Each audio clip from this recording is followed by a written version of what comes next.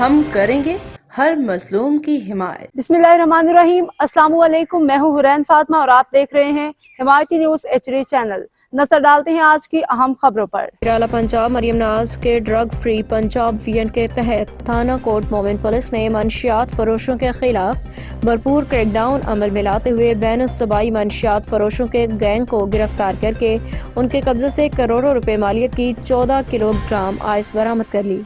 منشیات فروشوں کے خلاف کی گئی اس کارروائی میں منشیات فروش کے گینگ کے سرگنا کو گرفتار کر لیا گیا۔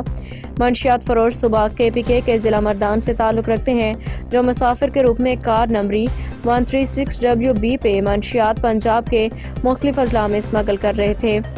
ملزم انیس خان سکنہ مردان، جو کہ مسافروں کے بھیس میں منشیات اسمگلنگ کا کام کرتا تھا، ملزمان کو 6 کلو گرام آئس سمیت گرفتار کر لیا اور بعد ازاں گرفتار شدہ ملزم کے انکشاف پہ ناکہ بندی کرتے ہوئے ملزم زلفت شاہ ساکن مردان، جو کہ پرائیویٹ کار نمبر 136WB پہ منشیات اسمگل کرنے کی کوشش کر رہا تھا۔